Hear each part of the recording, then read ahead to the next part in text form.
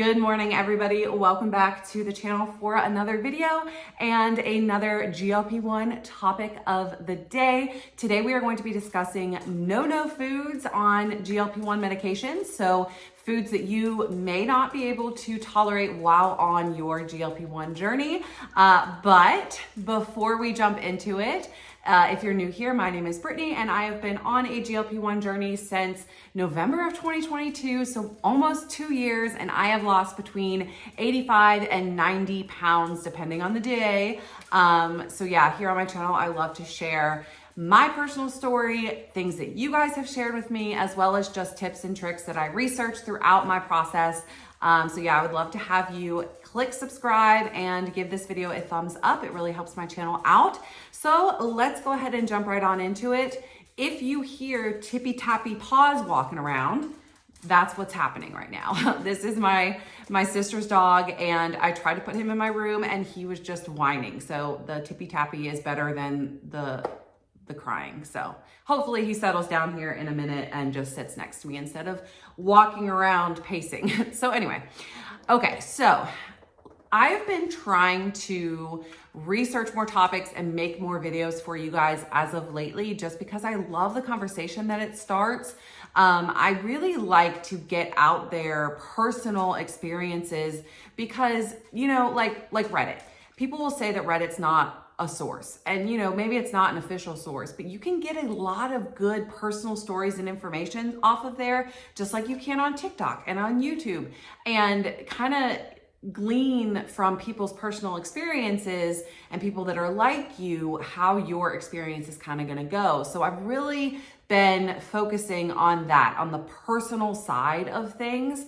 And so last night I was looking on Reddit, trying to, you know, kind of gather some topics, and this one kept coming up. Foods that you're not able to eat, or I started to eat this food and I immediately got sick, or whatever. And so I really delved into reading on all of those threads, and there was so many of them, and I found a lot of common foods, but I also found a lot that weren't as common, that some people would just have these random things. So I'm kind of gonna share all of those with you guys, because I think that a lot of people, when they're starting this journey, don't realize just how much what they eat is going to affect them. You know what I'm saying? So the number one thing, hands down, the number one food that is shared is greasy food. So fast food, you know, French fries, hamburgers, pizza, things that are going to sit heavy in your stomach and spend a lot of time in there.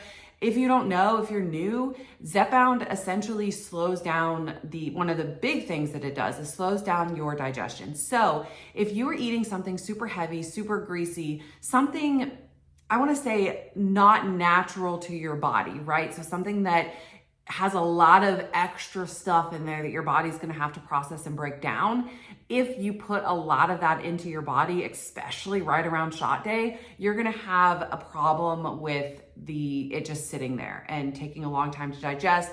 And that is when you not only get the stomach ache and the nausea and then just really nasty feeling in your stomach, but you also end up with the sulfur burps, which, if you don't know what that is, you are lucky, girlfriend, boyfriend. Essentially, it is these really nasty burps that taste like eggs, and they smell even worse. Like they taste like rotten eggs and smell even worse. Trust me, you do not want those. So if you eat something that is super greasy and it's going to sit really heavy in your stomach, you're more likely to get that, and you're more likely just to feel like crap. So greasy foods was the top one, and I 100% agree with that. In fact, most commonly when people will message me and say that they're having super bad side effects after just starting a GLP-1, the first thing that I will ask them is, have they changed their diet? Are they still going and eating crap? And if they are, then it can almost be tied. If you're eating a lot of fast food, if you haven't made an effort to change your eating habits in the beginning, it can almost 100% of the time be tied to increased side effects, and people don't realize that. So you got to change what you're eating, obviously, and the fast food just has got to go. It's got to go, especially days 1, 2, 3, when you're really riding that top wave of the medicine effects. You can kind of maybe get away with it towards the end of the week when you're just about to do another shot. But in the beginning, if you go and eat a big greasy hamburger, you are gonna feel it, I promise you. So number one, fatty foods. Number two is sugary foods. So cupcakes, candies, ice cream, it seems to really affect people as well. It does me, but it's not in the same way that the greasy foods affect you. Greasy foods, like I said, it gives you this really like full, heavy feeling in your stomach. Sugary foods, it's the opposite. So you have this like, or not opposite, but it's different. You have like a really nauseous, sick feeling in your stomach, at least for me, and at least for like a lot of the other people's stories that I've read. So instead of the heavy, weighed down feeling of fatty foods, you get nauseous. Some people will even throw up. My sister, when she was on Wegovy, she has said that when she would eat, in the very beginning, she went to a baby shower or something and she had a cupcake and she ended up throwing up like that entire night just because that amount of sugar really affected her. And that actually has more to do with the insulin side of things, because we all know that these medicines were originally made for diabetics. And so when you eat really high sugary foods, and you're taking a medicine that is meant to keep your sugar regulated, it can really just throw your body out of whack. So it's actually quite a different effect. Whereas the fatty foods is because of digestion, the sugary foods is because you spike your insulin levels and your body's like, hold on, we're trying to affect this. We're trying to fix this issue. So it kickstarts a whole nother thing. So those are the two most common: really sugary foods, really fatty foods. So essentially you gotta just start eating healthier. But there's this whole list of other ones that people will randomly say are affecting them. I'm gonna actually link the two threads below. There's a ton of them, but the two that I really gleaned the most information from and the most like stories from, I'm gonna link below so you can go and check those out if you wanna just read all of the personal experiences. But there were a lot of other random foods, random no-no foods to avoid, and a couple that I agree with and a couple that I haven't necessarily noticed for myself. So the next biggest one that I saw was actually like really raw vegetables. So like lettuce, broccoli was a big one, cucumbers. And I can say that I actually agree with this one. So I actually mentioned a couple of videos ago that lettuce, like salads, seems to really be upsetting my stomach lately. And it's similar to the fatty food thing, but it's also like a stomach cramping, diarrhea type of thing for me personally. And that seems to be what it is with a lot of people. They were saying the broccoli gives them really bad stomach cramps and stomach pains, and the broccoli seems to be a big culprit of the sulfur burps. And several people said cucumbers. So it seems like high roughage, fiber, natural even type foods. I mean, it most logically makes sense that it's because of the slow digestion, that it takes your body longer to break down that roughage. And so it sits in your stomach longer and you might have, some stomach cramps, some sulfur burps from the broccoli. Some people just get nasty, like burps from broccoli in general. Broccoli's literally, fun fact, my favorite food, probably one of my top 3 favorite foods in the world.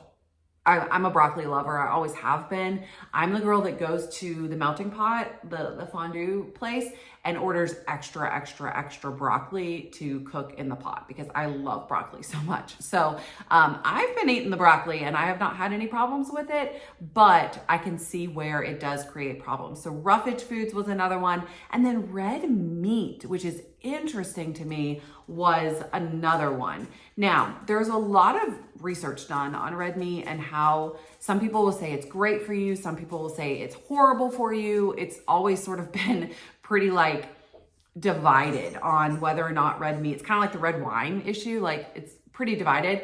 But I guess in theory, it's because of it breaking down, because it's a thicker, denser meat, whereas like chicken or turkey maybe don't take as long to break down. I don't know, but several people said red meat as well.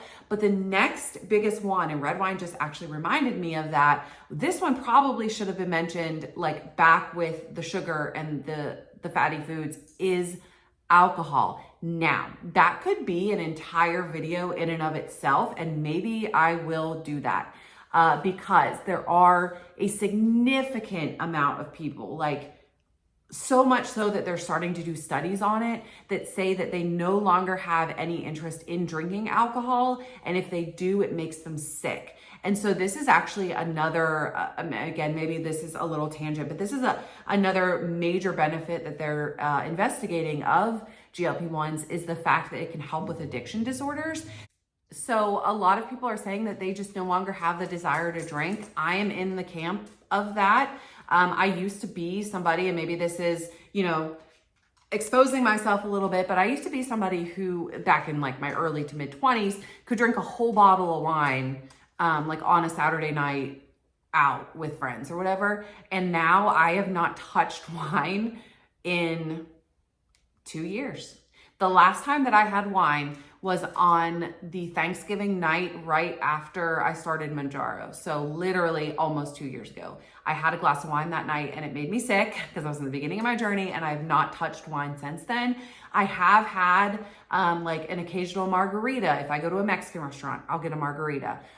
There's also a pizza place that we have that sells Original Sin cider, apple cider, on draft, and it's like my favorite, and I'll have one of those with pizza when we go to that restaurant. But I don't ever purchase alcohol anymore. There's no alcohol in my house because I just don't crave it. I don't want it. I don't desire it unless it's in those specific situations. And I'm actually really cautious about when I drink it. So if we are gonna go to one of those restaurants, literally 2 restaurants, I make sure to plan it on the end of a shot cycle. If I do it in the beginning, then I have really bad, it just makes me sick. Especially like the margarita will make me really nauseous. Now, could that have something to do with the sugar? Yes. But a lot of people are saying that they no longer want to drink alcohol. They no longer want to gamble, which is amazing. So many like positive benefits. Again, whole nother story for a whole nother day, but alcohol deserves to be on this list of no foods. So we have fatty foods, we have sugary foods, we have alcohol, we have roughage type foods. What can you eat, right? Like, what am I going to be able to eat?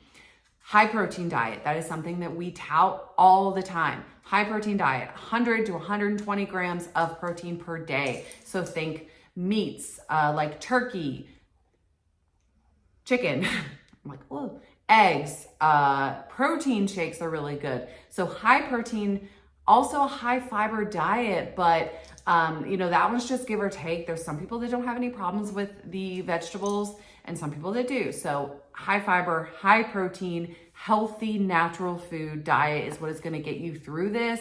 I 100% believe that the more fatty, sugary foods you eat, the more side effects you're going to have. And I can tell you that is true from my own personal experience. I am not going to lie. In the very beginning, when I first started my Mounjaro journey, I didn't 100% change my diet overnight. In fact, it took me a month or 2 to really like get under my belt and to stop eating all the nasty things that I was eating. And so I had some bad side effects. And now looking back on it, when I would make those videos talking about my side effects, most often I'm like, well, girl, what were you eating? When we know better, we do better. And so if I could go back 2 years ago and tell myself to stop eating crap, I would, but I can't. So, hopefully now I can share this with you, learn from my mistakes and don't make them. Try to eat better, try to eat healthier. And really, if you could avoid the sugary stuff and the fast food, which you should be able to do just because it's going to turn your food noise off, then you will have astronomically less side effects. So definitely do that. So that's my little topic for the day. I want to know if there are sugary foods that or not sugary foods, foods that you are having to avoid since starting Mounjaro. I just wanted to share the most common ones that I have seen, but definitely drop below any other ones that you are having problems with. Or there is even some people that chime in and they're like, I have no problems with any foods. And that's just what it is. So yeah, I'm interested to hear all topics. Thank you guys so much for watching this video. I hope that you enjoyed it, and I will see you guys for the next episode. Have a great day, guys. Bye.